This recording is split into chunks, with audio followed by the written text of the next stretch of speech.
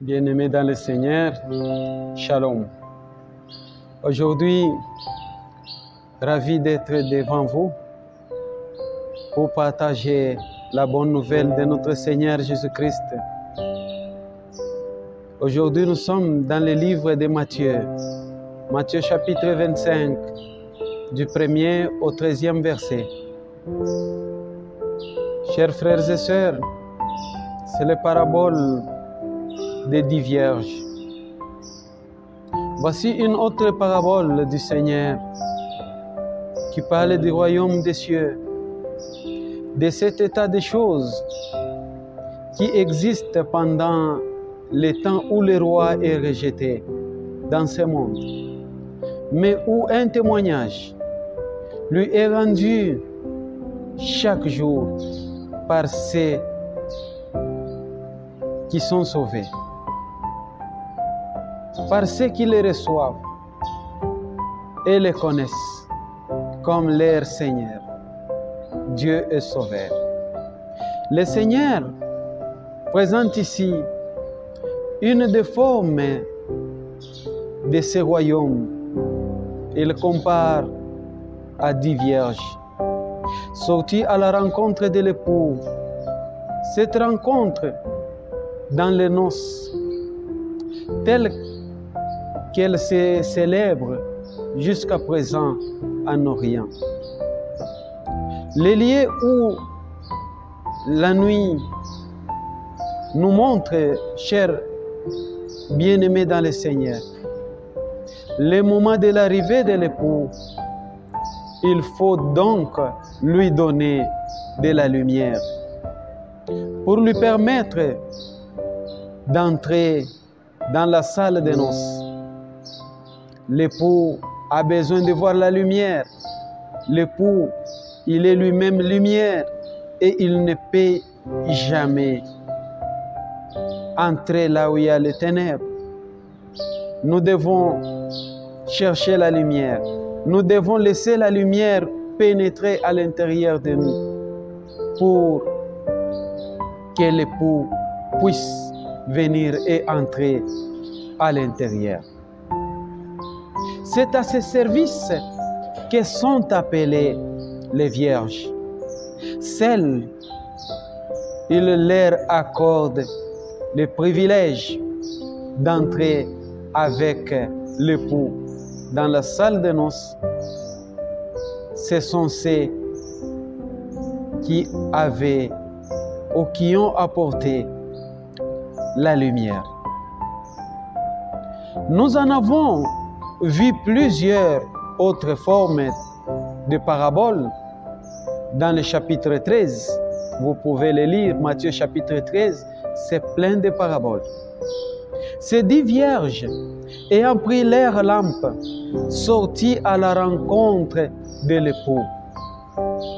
Elles représentent tous ceux qui ont reçu le Seigneur par l'Évangile. Depuis que le Seigneur Jésus-Christ l'a fait proclamer dans le monde entier, en tout lieu et en tout le temps, à travers les réseaux sociaux, à travers la radio, la télé, à travers la bouche, à l'oreille, et qui, dès lors, ont fait profession de christianisme. L'évangile, bien-aimé dans le Seigneur, ayant été prêché aux Juifs et aux non-Juifs, qu'on appelait les gentils ou les païens, tous ceux qui la comptaient ou tous ceux qui comptaient l'évangile comme venant du Seigneur Jésus-Christ, l'acceptèrent, sortir du judaïsme et du paganisme qu'ils avaient pratiqué comme religion auparavant. Ils sortirent pour s'attacher au Seigneur Jésus-Christ. Le christianisme vital tel qu'il s'est réalisé au premier temps de l'Église. Les pères de l'Église ont pratiqué le christianisme pur et simple. C'est caractérisé par l'attente vivante du retour du Messie, du retour de notre Seigneur Jésus-Christ. On racontait comment les Thessaloniciens s'étaient tournés des idoles vers les dieux vivants pour servir les vrais dieux et pour attendre des cieux son Fils unique Jésus-Christ. Vous pouvez trouver cela dans le livre de 1 Thessaloniciens, chapitre 1er, le 9e verset. Mais de bonne heure, il entra dans ces témoignages publics des personnes professant le christianisme comme religion, mais sans la vie, sans la puissance de l'Esprit Saint, qui fait briller la vie de Dieu, comme l'huile qui fait briller la lampe. Ces personnes, sans scrupules, ils sont là pour utiliser le christianisme pour remplir leur ventre. Elles sont présentes parmi les 10 vierges. Et ces personnes sont présentées comme les 5 vierges folles. Parce qu'ils s'affolent. Ils veulent gagner l'argent au détriment de la vie éternelle. Ce sont les 5 vierges folles. En effet, quelle folie que de s'engager à éclairer peut-être une nuit ou à éclairer pendant quelques heures, car on ne savait à quelle heure l'époux devait venir, sans prendre avec soi l'huile nécessaire. Par ici, bien-aimés dans le Seigneur, Dieu veut que nous soyons prêts, que nous puissions avoir tout le nécessaire chaque jour, que nos âmes puissent être prêts à l'enlèvement. Bien-aimés dans le Seigneur, nous devons avoir l'huile nécessaire pour faire fonctionner nos lampes. Les vierges prudentes, par contre, avaient pris de l'huile dans leur vase, car elles se rendaient bien compte de leur service, que leur service était de donner la lumière à l'époux. Quand l'époux va venir, il puisse voir la lumière. Elle représente donc ceux qui, dans la chrétienté, ont la vie de Dieu, dont l'Esprit fait briller le caractère dans la nuit morale, où le monde se trouve jusqu'au retour de notre Seigneur Jésus-Christ. Les lampes bien-aimées antiques, les lampes antiques, c'est composé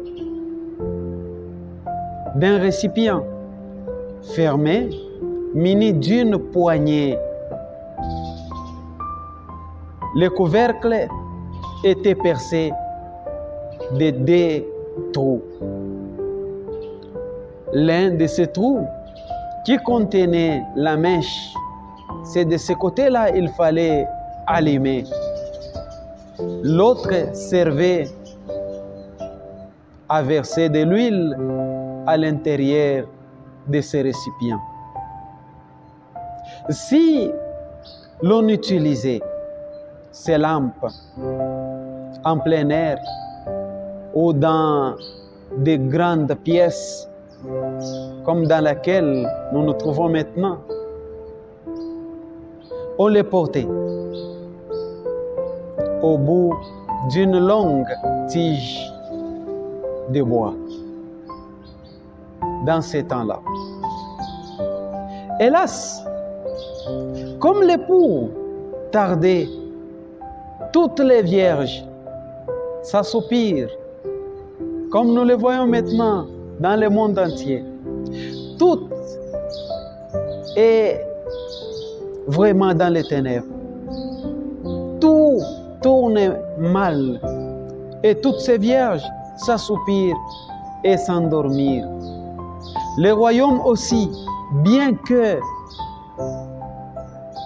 les non-croyants ont perdu de vue la pensée du retour du Seigneur Jésus-Christ, l'influence endormante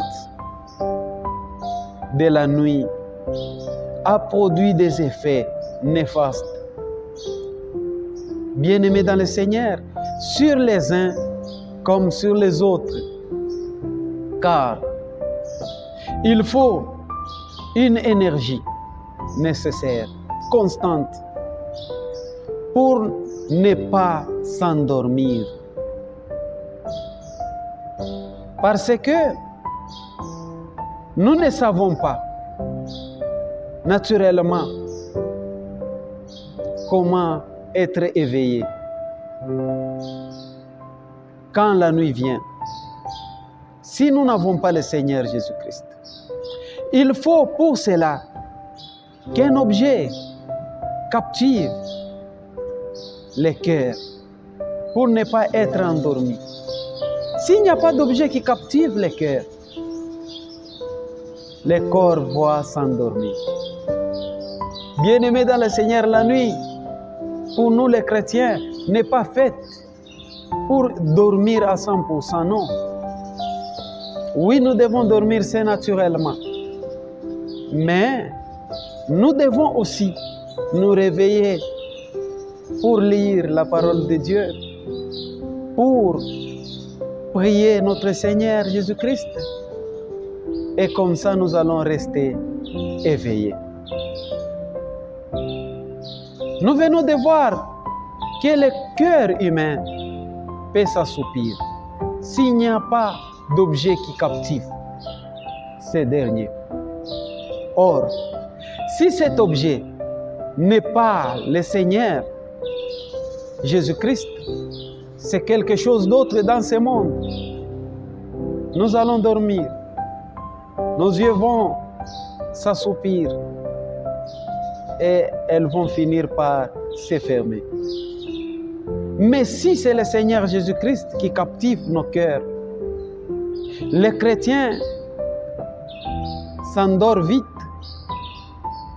et se réveillent aussi vite, car son Dieu est là pour les réveiller. Bien-aimés dans le Seigneur, vous qui m'écoutez à travers cette vidéo, ne dormez pas du sommeil du péché. Pour continuer,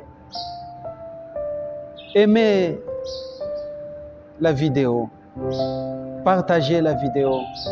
Si vous êtes nouveau sur cette chaîne, veuillez vous abonner pour que vous soyez notifiés lors de nos prochaines publications. Abonnez-vous donc et activez la cloche de notification. Nous sommes dans le livre de Matthieu, chapitre 25, du 1er verset au 13e verset, les paraboles des 10 vierges. Mais au milieu de la nuit, il se fit un grand cri. Voici l'époux sauter à sa rencontre. Après ces moments de ténèbres, l'époux était enfin là. Comme la Bible nous parle dans Matthieu 24, que c'est après que le soleil soit obscurci et que la lumière ne donne plus, que la lune ne donne plus sa lumière et que les étoiles vont tomber.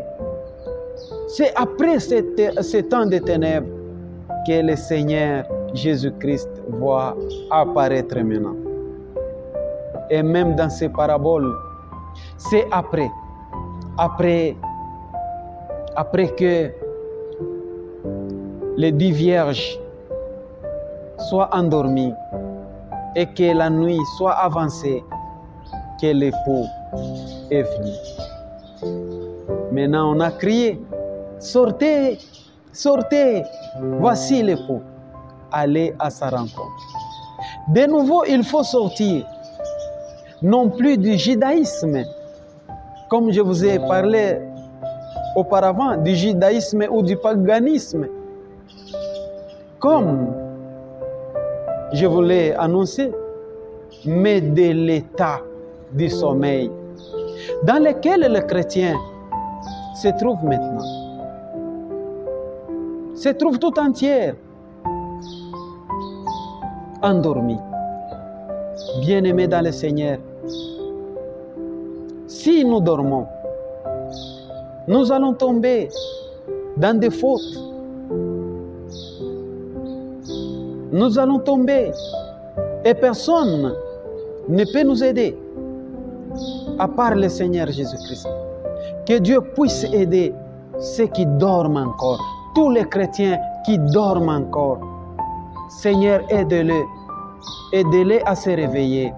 Aide-les à comprendre que nous devons rester vigilants, en train d'attendre ton retour. Un réveil se produit. C'est ce qui eut lieu dans la première moitié du siècle passé, bien sûr. Lorsqu'on retrouva dans la parabole la vérité concernant la venue du Seigneur Jésus-Christ, toutes les vierges, pour ainsi dire, s'élevèrent, ou ils se réveillèrent de leur sommeil et apprêtèrent toutes leurs lampes. Mais hélas, les lampes de celles qui n'avaient pas d'huile avec elles s'éteignirent rapidement. Car à quoi bon ranimer une mèche sans l'huile? Pour alimenter quoi? On a beau vouloir renforcer une religion sans vie. Une religion sans vie, elle ne produit pas de lumière pour le Seigneur Jésus-Christ. L'huile manque. Les fruits d'une nature religieuse ne sont pas les fruits du Saint-Esprit. Ne restez pas accrochés au nom de ta religion, aux pratiques de ta religion. Bien-aimés dans le Seigneur, seul le Saint-Esprit peut nous donner de bons fruits. Peut nous donner les bons fruits. Les folles dirent malheureusement aux prudentes, donne-nous de votre huile, car nos lampes s'éteignent. Les vierges prudentes ne pouvaient qu'envoyer leurs compagnes à la source. Quelle est ta source? Quelle est ta source? Là où toi tu cherches, ou là où toi tu trouves de l'huile. Quelle était la source? Là où les folles pouvaient aller chercher l'huile. On les a demandé d'aller vers ceux qui vendaient l'huile. Les croyants possèdent la vie et le Saint-Esprit en eux. Le croyant doit posséder le Saint-Esprit pour lui-même et pousser les autres aussi à en avoir. Mais il ne peut la communiquer à d'autres personnes si seulement si ces derniers acceptent de recevoir le Seigneur Jésus-Christ en eux.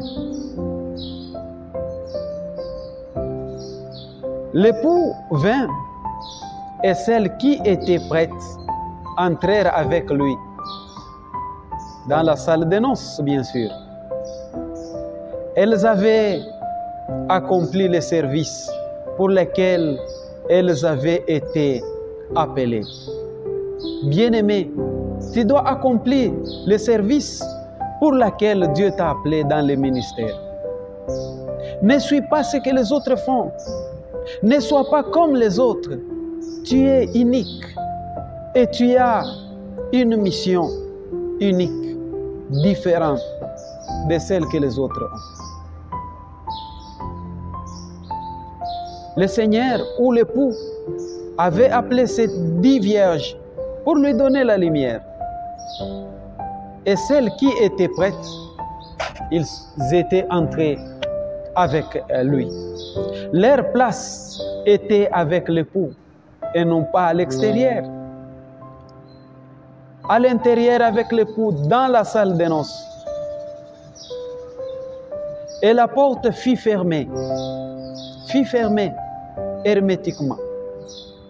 Quelle chose terrible que la porte soit fermée. Cette porte que personne ne peut ouvrir à part le Seigneur Jésus-Christ lui-même. Et qui sépare ceux qui sont dans l'allégresse et la lumière de ceux qui sont dans les ténèbres et les pleurs, les grincements des dents. Cela rappelle cette porte que Dieu lui-même ferma sur un monde impieux qui allait être englouti par de l'eau. Dans Genèse chapitre 7, le 16e verset, rappelez-vous les déluges à l'époque de Noé. Les autres vierges viennent disant, Seigneur, Seigneur, ouvre-nous. Mais de l'intérieur, l'époux leur répondra.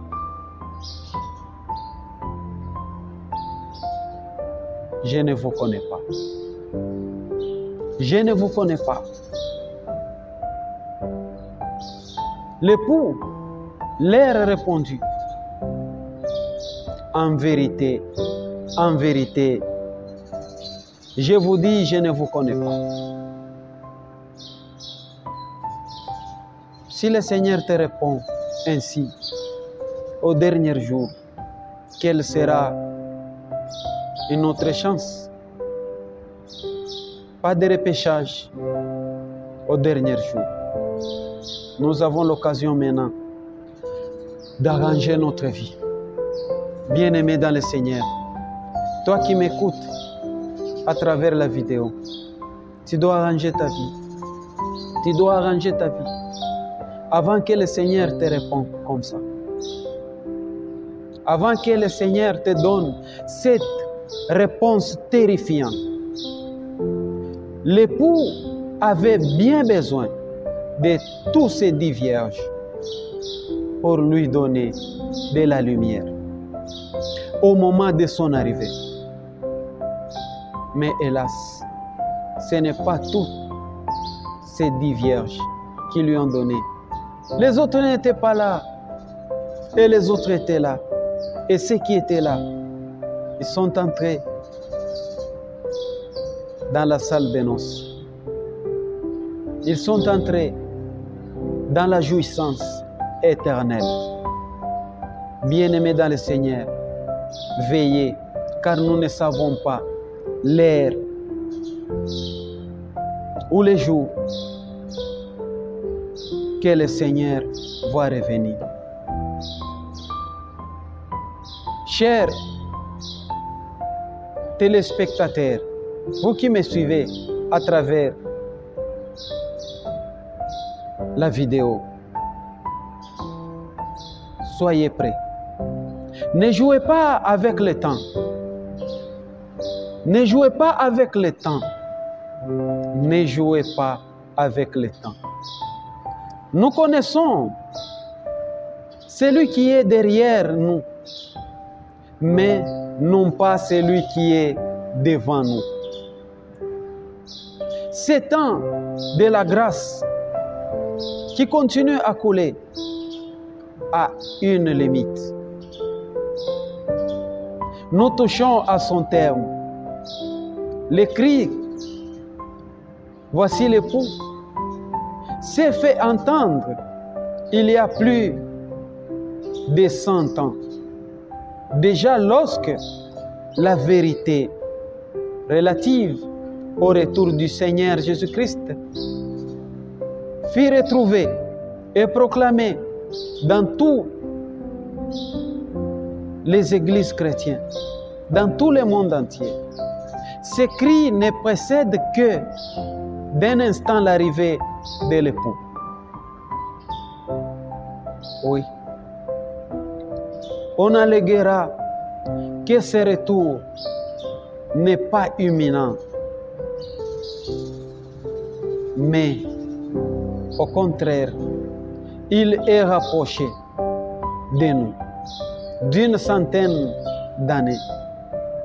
Du reste, n'oublions pas, bien-aimés dans le Seigneur, qu'un jour devant le Seigneur, c'est comme 1000 ans pour nous les êtres humains.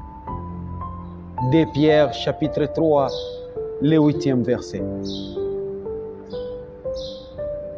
Il ne nous appartient pas de discuter sur le temps avec Dieu, car le temps appartient à Dieu seul. Le Seigneur appelle incessant celui qui décide du temps pendant lequel il pourrait faire bonne chère et se réjouir. Luc chapitre 12, le 19e verset. On frémit à la pensée que tant de personnes